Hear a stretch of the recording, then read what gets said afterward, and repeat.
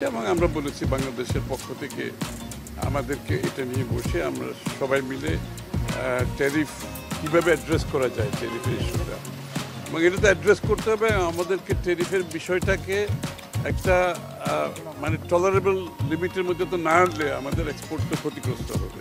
সুতরাং এটার ব্যাপারে আমাদের আলোচনা হয়েছে।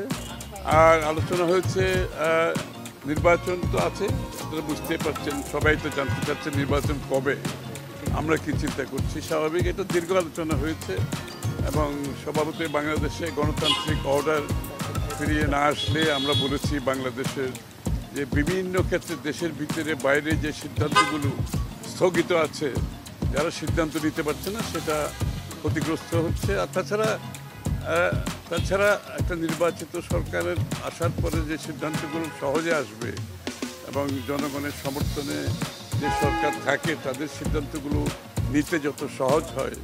আর এটা তো সংক্ষিপ্ত কিছু না, এরা তো যারা বিনিয়োগ করবে দেশের ভিতরে বাইরে, এটা তো short term, mid term, long term, এটা শর্ট টার্ম কিছু না।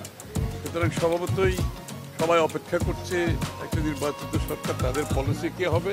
আর আমরা যে আমাদের পলিসি আমরা জানতে চাই যে বিএনপির পলিসি কী হবে, যে অর্থনৈতিক পলিসি কী হবে, সেটা আমরা বিস্তারিত বলেছি। যে আমরা বিগত দিনে বাংলাদেশে যত সংস্কার হয়েছে, যে অর্থনৈতিক সংস্কার বিএনপির সময় হয়েছে, রাজনৈতিক সংস্কার বিএনপির সময় হয়েছে, যে বহুদলীয় গণতন্ত্র থেকে মুক্তবাজার অর্থনীতি থেকে শুরু করে যদি বিচার বিভাগের স্বাধীনতা থেকে শুরু করে সব সংস্কার বিএনপির সময় হয়েছে। এবং যা অর্থনৈতিক যে সচ্ছলতা বাংলাদেশে এসছে, যা আমাদের অর্থনৈতিক সংস্কারের কারণে আসছে, এবং আগামী দিনে আমরা আরও বড় ধরনের সংস্কারে, অর্থনৈতিক সংস্কারে যাব, সেটা তারা আশ্বস্ত হয়েছে। প্রধান উপদেষ্টা যে ডিসেম্বরের মধ্যে নির্বাচনের কথাটা বলেছিল, আমরা সেটাকে রিপিট করেছি এবং আমরা বলেছি আসলে নির্বাচন ডিসেম্বরের আগেও হতে পারে।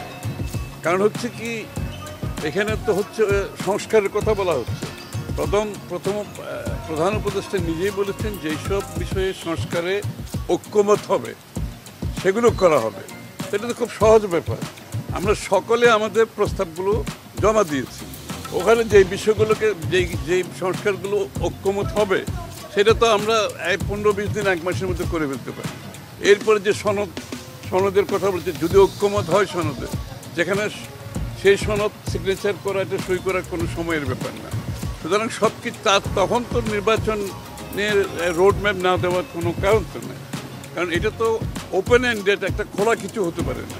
একটা ইন্টেরিয়াম গভর্নমেন্ট আছে, এটা হচ্ছে স্টপ গ্যাপ, এটা হচ্ছে একটা ট্রানজিশন টু ডেমোক্রেটিক প্রসেস মূলত। এবং এই সরকারের মূল কাজটা হচ্ছে সেই জায়গায় ডেমোক্রেটিক প্রসেসে ফিরে যাওয়ার জন্য যে কাজগুলো করা দরকার যত তাড়াতাড়ি সম্ভব তারা সে কাজগুলো করতে পারে, সেটা আমরা বলেছি। এবং সেটা করতে কতদিন সময় লাগতে পারে আমি তো বলেছি। সংস্কারে যেখানে ঐক্যমত হবে সেটা আগামী 1 মাসের মধ্যে শেষ হয়ে যাবে, সনদ সই হয়ে যাবে। তারপর তার নির্বাচন, তারপর তার সংস্কারের বিষয়ে নির্বাচন পিছিয়ে দেওয়ার কোনো সুযোগ নাই। এনসিপি আজকে অভিযোগ করেছে যে লেভেল প্লেইং ফিল্ড নেই, প্রশাসন বিএনপির পক্ষে ওইসব বিষয়ে আমরা জানিয়েছে, ওইসব বিষয়ে আমরা আলোচনার কোনো প্রয়োজন নেই। যে ওগুলা যে গত 16 বছরের যে বাংলাদেশের মানুষের লড়াই, কে কী বলেছে আমি এটার উপর কোনো বক্তব্য রাখার পক্ষ। তারা তাদের কথা বলার সুযোগ আছে। সুতরাং বাংলাদেশের মানুষ 16 বছর যুদ্ধ করেছে একটা নির্বাচিত সরকার।